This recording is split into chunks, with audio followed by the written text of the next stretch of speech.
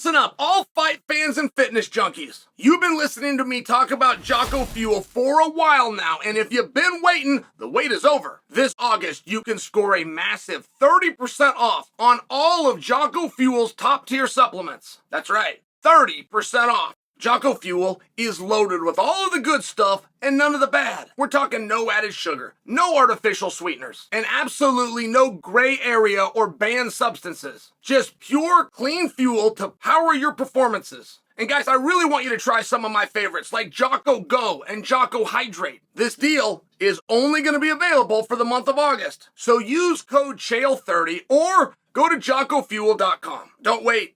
Fuel up with Jocko Fuel and crush your goals. Guys, click on the link below to make it happen. Oh my goodness. So I'm in Las Vegas and getting ready to do the pre-show. O'Malley, Marab, they're going to do the ceremonial weigh-ins, right? I'm minding my own business. Everything's going my way. I'm with Dominic. I'm with Brendan Fitzgerald. I just tell you that because phones start going off. We're all reaching for our phones. Everybody's getting lit up. Chandler versus Oliveira gets booked. Now, Chandler versus Oliveira is all fine and well. It was a great fight the first time they fought. There was very high stakes. It was a main event. The stakes are very different now. It is not a main event. And I do not want to give that fight a hard time. That isn't the slightest bit my message. The question instantly, and I was the only one that had it. And again, I'm sitting with Brendan, I'm sitting with Dominic.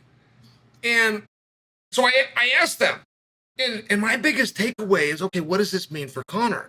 Do we interpret Chandler versus Oliveira to mean Conor is done? And neither of them felt that, to the point that neither of them understood why I even suggested that. And I'm looking at tea leaves going, hold on a second. I know for sure Conor wanted to fight in December in Las Vegas, and he was willing to fight Chandler. Like Conor did not refuse to fight because it was Chandler or demand a different opponent. That did not happen. Chandler's not hurt and or ill, evident of the fact that he's going to go and fight Oliveira. The UFC wanted Conor to wait until January and fight in California. Now, we're close. Like, I can tell you that the information I've just given to you is accurate information. I understand that things change quickly. But what I'm suggesting for you, I do not believe. For example, if Conor wants to fight in December, that announcement's going to come pretty quick. If it goes the other way and he fights in January, that announcement's going to come pretty quick. That would be putting salt in the wound of Michael Chandler. Like, to not have Chandler do the fight, but then to come out in a couple of weeks and announce that McGregor's fighting somebody else that didn't wait 2 years, that hasn't been promised it, that didn't do the media tour, that didn't do the Ultimate Fighter. I'm just sharing with you. That is simply not how they would do business here. That has never happened. That is not happening now. So what is happening? How are we supposed to interpret this? And possible suspects for Conor start to come up. Nate Diaz's name got thrown around. Again, I'm with Brendan, I'm with Dom. George Masvidal's name gets thrown around. And we're all going to our inside sources, trying to find out what's going on. And it came back to us, whether this is accurate or not, it came back to us that Conor's next fight will be no earlier than June of next year. Okay. I don't know why or how we got there. But I also don't believe that an insertion of Nate or an insertion of George, neither of which are matches that I predict for you. I'm more stating the idea that it would be somebody else. I don't believe that goes hand in hand with Conor in June of next year. If it's true that Conor is going to fight in June of next year, first off, I don't believe that. I don't believe if Conor doesn't fight that he will ever fight again.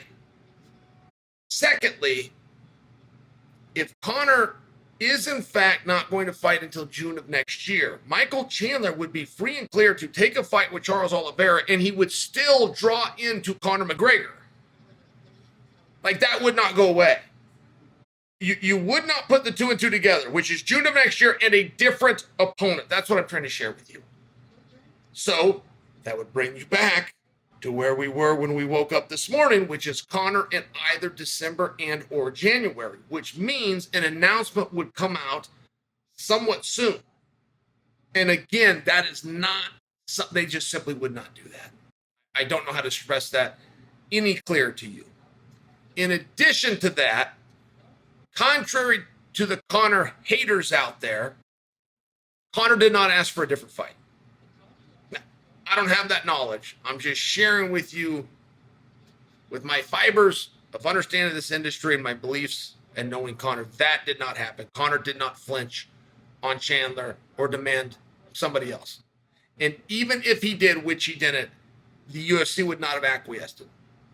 So I do feel that whatever is happening here is, what's the word? Is it dire? I think it's more dire.